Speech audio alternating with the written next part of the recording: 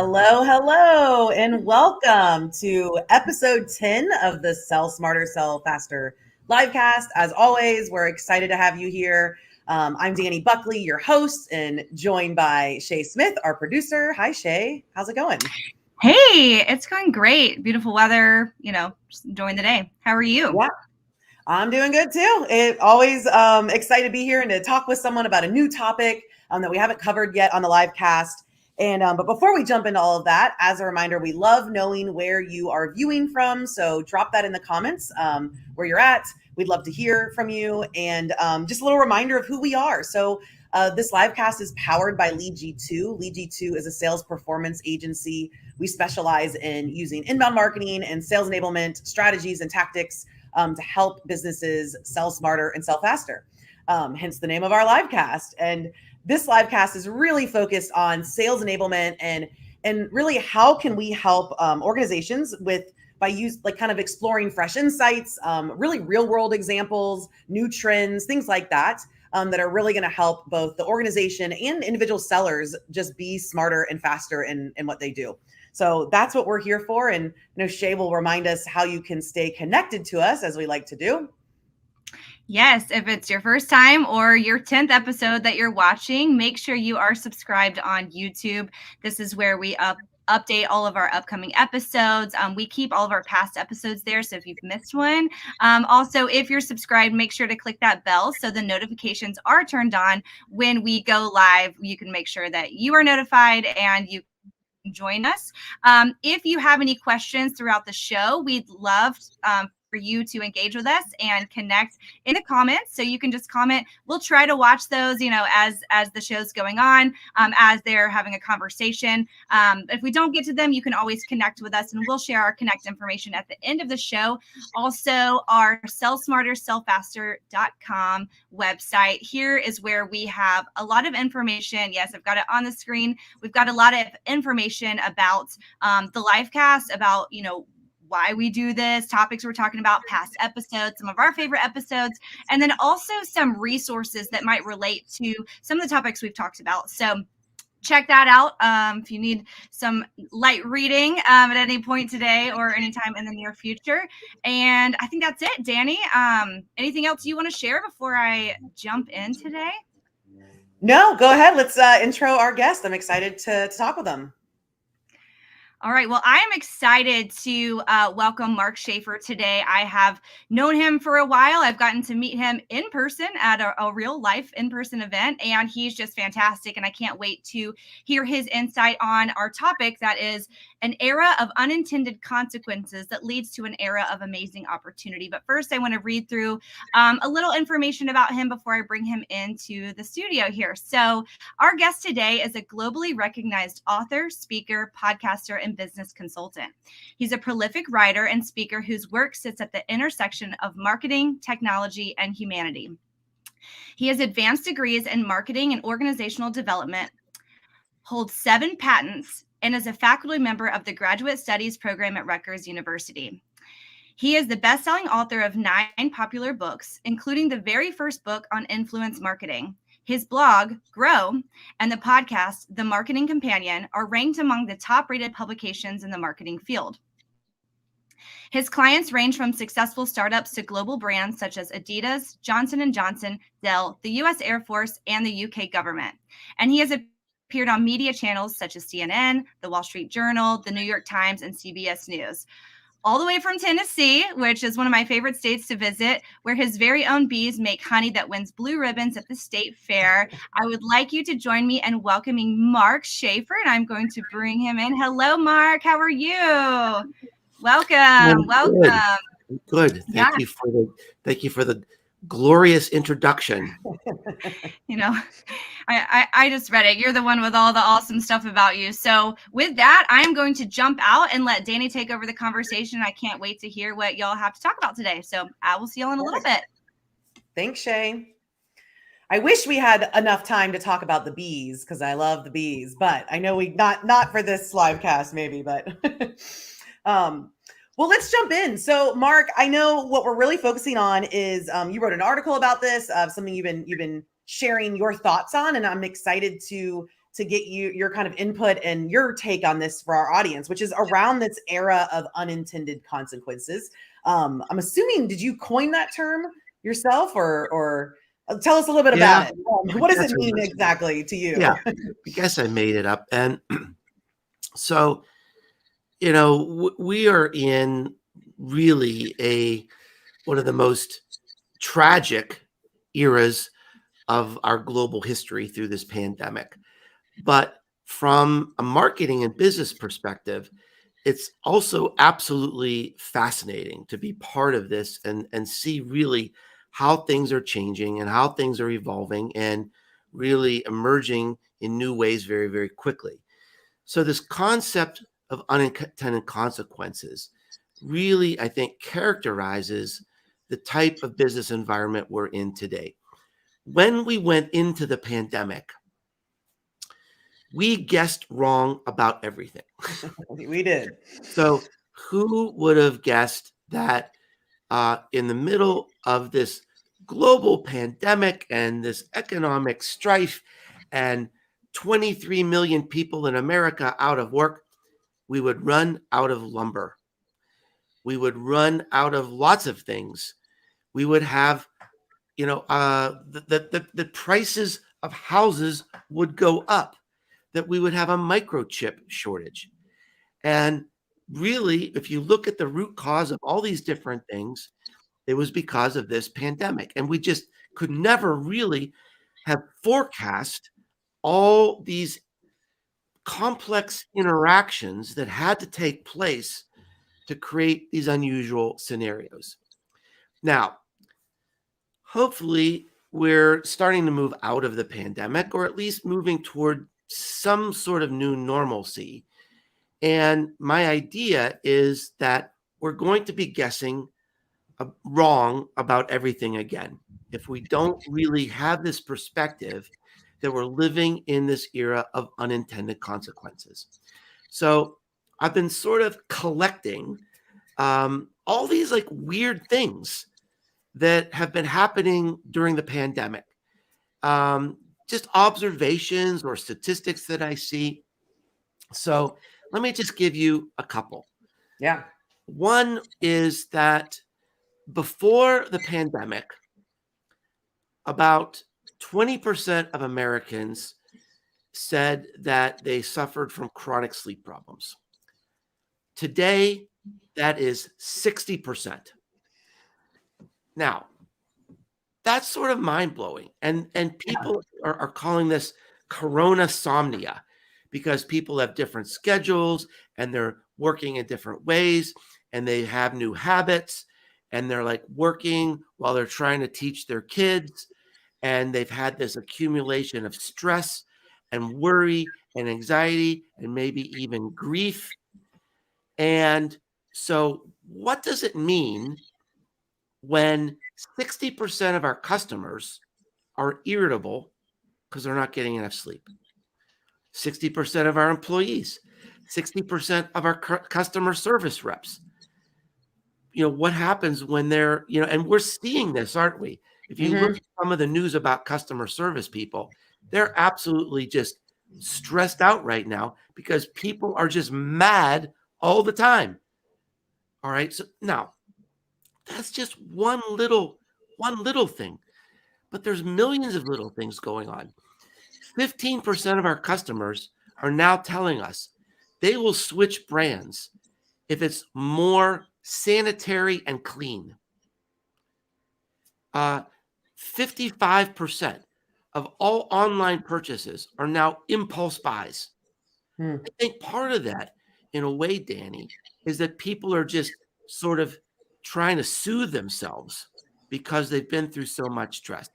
And people have a little bit more money in the bank right now because of the stimulus checks, which is also why we have the Great Resignation going on. About 60% of men and about 50% of adult women in America say they're planning to quit their jobs. Now, specifically in sales, it's really hard to find salespeople right now. There was a story in the Wall Street Journal saying that that we've had this great resignation. We have labor shortages everywhere. There's a lot of complicated reasons for that. One of the big reasons is people are stepping back because of the pandemic and all this introspection, and they're saying, well, what am I going to do with my life? Do I really want to do this? I liked remote working. The applications for culinary schools have more than doubled. Why? Because everybody's stuck at home and they learn how to make bread. Follow their passion.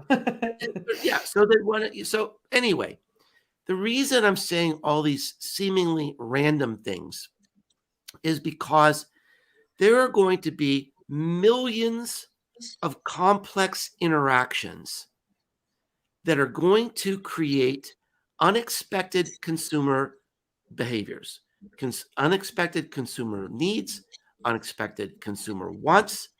And it's going to take a decade or more before we can really accurately see everything that's happened because of these unintended consequences. Mm-hmm. We guessed wrong going in, we guessed wrong going out, and that's why we need to pay attention to these little things, to all these little changes and how they're going to be impacting our businesses and our customers.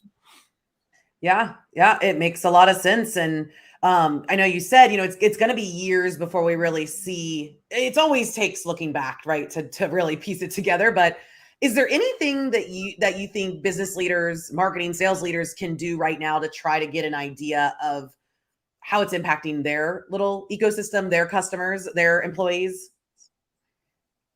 Well, this is a time when everyone in sales and marketing needs to be really humble. We need to sort of forget about what we thought we knew about sales and marketing before the pandemic and reconnect with our customers, really listen, talk to them, see them if we can, survey them if we can't see them. Yeah. But really sort of try to figure out what the heck is going on there. What's going on, now. Yeah. One of the interesting things, Dani, for people that are in, especially with online sales, I mentioned this thing about impulse buying has gone up. Another interesting dynamic is that in many households, the e-commerce function has been taken over by teenagers. And it kind of goes like this. Oh, don't worry, Grandma. You can't figure out what to buy online. I'll take care of that for you. So the e-commerce function is moving to teenagers. So everything is shifting. I am in a phase right now where I don't really pay attention to any data or any research that took place before March of 2020. Yep. March of 2020 wasn't just an aberration. It wasn't just a blip. It's the new beginning point. It's the new first data point for any data set or any graph. Because if we don't have that mindset, we're not allowing ourselves to really look at the impact of all these trends, of all these unintended consequences. We're going to make a mistake by bringing in that old data that is irrelevant right now and saying, oh, well, here's our projection, right? Yeah. March of 2020, it's a reset. Yeah, absolutely. And we see it a lot with the businesses we work with where we went through it last year. Everyone's pivoting, right? Everyone's changing their marketing strategy, their sales strategy. Everyone's doing that. And now you're seeing this trend of people going back to the way it was before, like trying to force it back. And I love your thinking of really that data doesn't, that research, that, the strategy you put in place, yes, there might be pieces we can keep, but it needs to be completely reevaluated. Right. It really does. I mean, so much has changed. And when you all these little examples I've mentioned today, and there are millions more of them that are relevant to, the different businesses of the people that are watching today. When you see something in the news that doesn't make sense, when you see some data point that just doesn't seem to belong, don't pass over it. Mm-hmm. go down the rabbit hole and figure out what the heck is going on here. Let me give you just a little example from a few weeks ago. I saw a headline that said Hallmark greeting cards, biggest greeting card company in the world.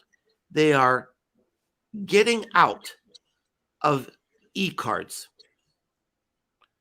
Now, you and I know the whole world is going to e-commerce. Yeah. The whole world, right? Why would the greeting card company be getting out of e-commerce when everybody else is getting in? So I went down the rabbit hole, and here's what I found. There are two major demographics that buy greeting cards. One, as you might predict, senior citizens. They don't like sending cards on a computer. Mm-hmm. Here's the other demographic that loves greeting cards. Gen Z. Didn't know. I didn't know that either. And they love handcrafted artisanal cards. They don't want to send computer cards. So now, if I'm an artist and I love creating greeting cards, I'm going to read this and say, this is a shift this is a shift in the status quo, a fracture in the status quo. There is a new unmet consumer need here.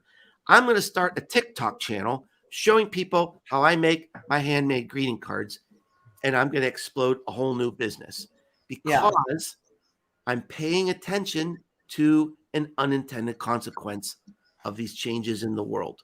And that's an important point, that this is a time of huge opportunity and excitement, because every one of these changes is an opportunity. Yeah, absolutely. And I love, so that's a great, very tactical thing. Like, actually just start looking for those little blips that you're saying. Like, don't ignore them, Right. especially related to your industry, but some of them might not be as obvious, it sounds like. And you also mentioned a little bit ago around actually doing new research, right? Talking to your customers, talking to your employees, interviewing them, surveying them. I think that's a really good specific thing. Are there other things that that you might recommend to business leaders right now that they could go out and do to kind of take advantage of these new opportunities? Well, I think it's just really just, marketing and marketing really isn't about Facebook ads and TikTok videos. Marketing is really, it starts with research. It's about trying to create demand. And so I think we need to embrace a new mindset that says the world is new right now. How do we take advantage of it? In classical marketing theory, they talk about the 7 portals of opportunity. And what that means is usually people are creatures of habit. They keep buying the same thing over and over again. Once they like it, they buy the same kind of car, they buy the same kind of breakfast cereal over and over again. Except there are 7 times in a person's life when those decisions are interrupted. One is when you leave home. Another time is when you get married. Another time is when you have a baby. Your opportunities expand. You sort of like look at the world in a new way, and those habits can be broken. Guess what? There's an 8th portal. It's called the pandemic. This is the biggest opportunity for sales and marketing, arguably in the history of the human race, because every habit is changing. Everything is being renegotiated. How we work, where we work, when we work, who we work with, how we date, how we connect, how we teach our children, how we learn, how we work out. I have a friend who's a brand manager at Adidas. He said the pandemic has reinvented sport. I mean, we're playing football in empty stadiums. We changed the rules of baseball for the pandemic. We have people, not going to a health club. They're running in place in their apartments, right? So everything is, and some of those things are going to stick. So everything is being renegotiated right now. our relationship with food. Let me give you an example. When the pandemic hit, my wife got COVID. She picked it up on a ski trip. She brought it home, and I got COVID. And we were very sick for a long time. We were locked in our houses, quarantined for about 8 weeks with illness. We couldn't go get groceries. Yeah. So we subscribed to HelloFresh. Fresh groceries delivered to your doorstep, taught us new recipes. We decided we kind of like it. So a couple times a week, we still get HelloFresh. Now think about how profound that is. A portion of our food budget we are purchasing from a distribution channel I didn't even know existed in January of 2020. Yeah. Now, just multiply that times millions, and you can start to see this extraordinary period of opportunity, this portal that's open to us now because everything is being renegotiated. Yeah. And I think from what you're saying, it's in marketing specifically, we have the opportunity to be part of that conversation or not, part of that shifting in how people think, people buy, people interact. And some organizations are choosing to be part of that. And some are, I think, just waiting to see what happens. Well, that's right, Dani. And that's why speed is important here, is paying attention and not thinking about the biggest mistake we can make right now is say, okay, we have our strategy. This is the same strategy we've had for social media and content and communication and marketing and our marketing budget. It's the same strategy we've had since 2017. You're going to lose. The people who are going to win or who are going to say, I wrote about this new idea. I have this new book called Cumulative Advantage. It talks about this new idea of strategy. And this is what it is. You look at what are our strengths. It could be our talents. It could be our location. It could be our technology. It could be some special people we have. It could be talents. It could be education. It could be anything. How do we apply those advantages to the shifts that are happening right now? So I mentioned people are having a hard time hiring salespeople right now. Now, if you can figure that out, you burst through that seam as fast as you can. You don't need a 2-year plan. You go now and you burst through as fast as you can with as much energy and force as you can. And you try to own that and dominate that as long as you can. That is strategy today. It's finding those seams, finding those fractures. They're all around us. And we just have to be aware. Just, look, I'm not saying abandon everything. There's like you said, a lot of things are going to be the same, but it's also an opportunity to say, hey, wait a minute. Didn't I hear that there's this whole new trend around e-commerce or about a whole new way that people are using live streaming? There's a huge trend that started in China called live commerce. It combines influencers, live streaming, and impulse buying. There was a guy last week in China, an influencer. He sold $2 billion worth of goods in one day on a live stream show. This is a mega trend. Yeah. It's just coming into America. Yeah. All right. Could that be something for you? Does that align with some talent, some resource that you have in your business? Then jump through and go for it. This is a time of amazing opportunity. Yeah. I mean, I could sit and talk about this all day. It has me inspired. And the thing that's kind of coming back to for me, which feels like it's your personality. And I think also maybe the parting invitation for everyone watching this is be curious is what I feel like kind of is a lot of it, right? Like be curious, look around, open your eyes. Like, so to kind of wrap us up, Mark, thank you so much. This is a really interesting topic and it's a really important one. I know we just dropped in your information there for people to go to your website, businessesgrow.com. And there's so much more we could talk about, but do you have anything you didn't share that you really want to share to close us out or final parting words here on this topic? Well, there's sort of a theme that I write about a lot that's close to my heart, and I think it's especially relevant right now. It's this idea that I believe that eventually the most human company will win. So Mhm. what does that mean? It means if you have sales and marketing tactics that people hate, stop it. Stop Yeah. doing that. Find the sales techniques and the marketing techniques that people love, right? And this is a time, again, this is another time of opportunity. Don't overlook the fact that there's still a lot of people out there who are really suffering.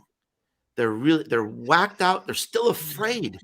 They're Mhm. still afraid of of getting sick, or a parent getting sick, or they're afraid to travel. There's still a lot of stress, anxiety, fear, grieving. Don't overlook that just because things are getting a little more normal. People are going to appreciate you showing up in a human way, not just lending a hand, but being a hand and showing up in ways that really matter to people.